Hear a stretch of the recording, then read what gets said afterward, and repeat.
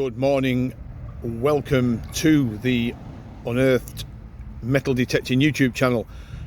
Today is the subject of search coils. I get asked an immense amount of times through weeks and months about the different search coils, what they represent, what search coil would be better for particular terrain, and what search coil would suit that particular individual. So I'm hoping that this film will go some way to explaining about the different sizes of search coils, the Dd Search Coils, the Concentric Search Coils, and what would be better for the type of terrain that you are detecting on. So let's have a look while we've got them here.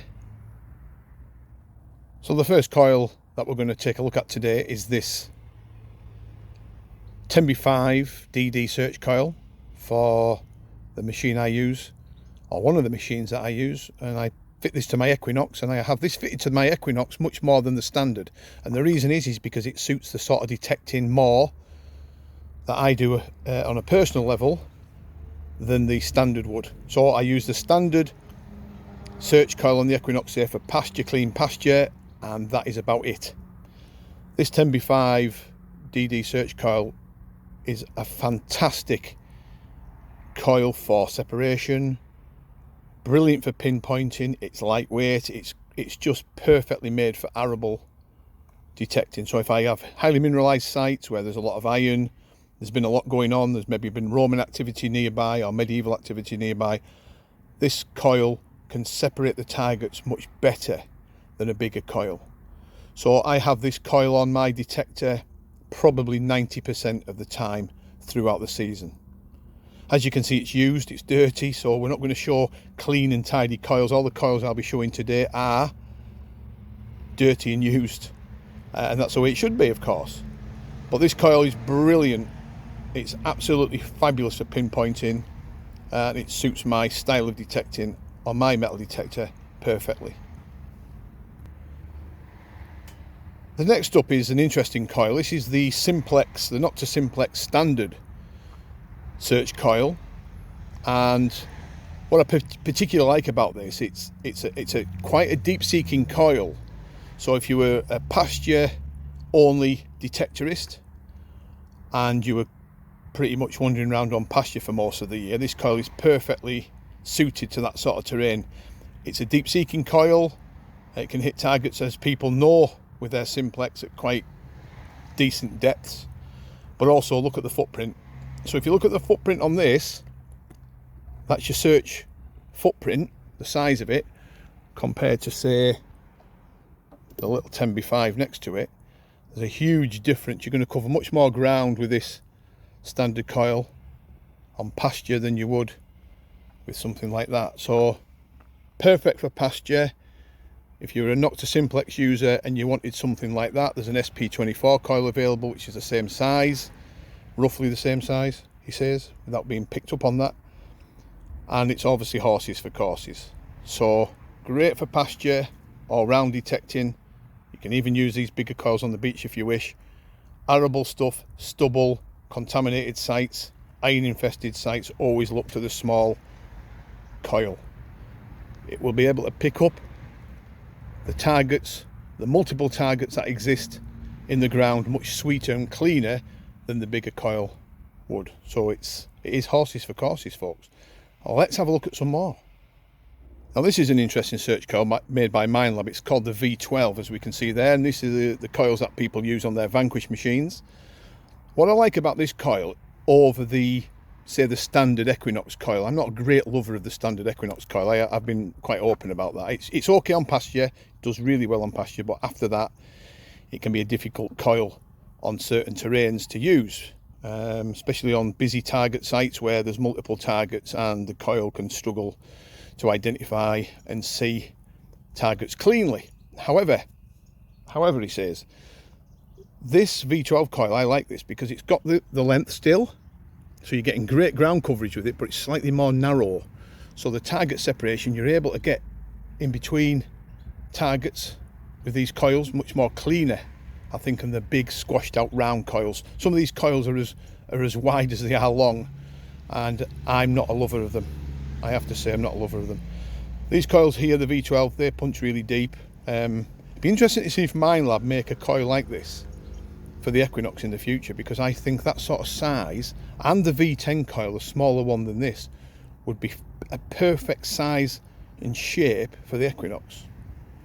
Okay, we've got the 10B5 by Coiltech for the Equinox, but you imagine one just a little bit bigger, maybe a 12B10 or a 12B9, 11B9 would be perfect, or 11x8. Be really, really interesting to see if one of those comes out. Now, some of you will be asking out there about why do people buy huge search coils. Now, I've fallen into the trap over the years of having, well, I'll be quite honest with you, my F75 from Fisher and my Technetics T2, I had an eye-watering 7 different coils that fitted both those machines. They couldn't be swapped around because I couldn't use the same F75 coil on my T2, but I had 7 individual coils for each machine. And this is one of the coils that I had, which is a huge 15-inch monster. Now, the real, for conventional detection on busy sites, you're not going to be able to use this. It just drags in too many signals, too difficult to use. However, they do come into their own for ground coverage and depth, and the depth increase on these bigger coils is quite significant over a standard coil or a smaller coil. So you'd only probably get the best out of a coil of this size. I mean, look at the size of its footprint, it's huge. You know, when you're detecting on clean pasture, I've seen people use these on the wet sand as well, believe it or not, with a degree of success. However, there was always a common misconception about the bigger coils being quite numb to small targets. And I've been using coils of this size over the years and still managed to winkle out, cut halves and cut quarters, the little hammered coins that have been cut to make a halfpence or a farthing, on arable in amongst the iron. So that sort of turns it around a little bit on its head. They're not as numb and as unsensitive as people think. So that's just something to ponder. We'll have a look at some more. Let's have a look. This is an interesting coil. This is an 8-inch concentric coil made by Technetics. Now what I'm going to do is I'm going to put a diagram up of the difference between concentric coils and the pattern that they give off, and the Dd coils. So if you look at the Dd coils, they give off like a box pattern as the frequencies are bombarding the ground, and the concentric coils give a cone shape, and I'll sum that up perfectly in the diagram that I'm going to show next. Another favourite coil out there for people to use is this concentric 10B5.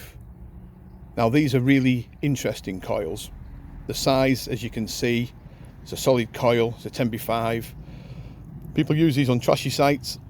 The target separation is very good, nice and narrow so it can get between the iron. And it's still got your 10-inch of ground coverage in front of the coil. They're quite a popular coil in the States. I don't use many of these, well, I don't even use one at all now here in the UK, but in the past when I've used it on things like the G2, they've been really, really efficient about what they do. You can also get really small coils that will fit almost in the palm of your hand. The 6-inch coil, which we haven't got one to show today, but they're really good in amongst the stubble stalks where you can't get conventional coils in. The 6-inch small concentric coils do work wonders if you want to detect closely between stalks, rape stalks, and also in tight areas of places like beaches and things. So every single coil that you have at your disposal will do a particular job. I always say to people, if you can afford it, by all means have 2 or 3 different search coils for your detector, because each one of those coils do a specific job, and they can reap, or you can reap, the rewards off the back of using certain coils. This will be part 1 of part 2. I'll also do some coil filming out in the field to show you the difference between how coils work and how they look on pasture and plough. These will be coming up in the next few months, so keep a keen eye on that. I hope this has given you some idea of the different search coil sizes that are out there, what they represent, and how you can make the best of them. Thanks for watching.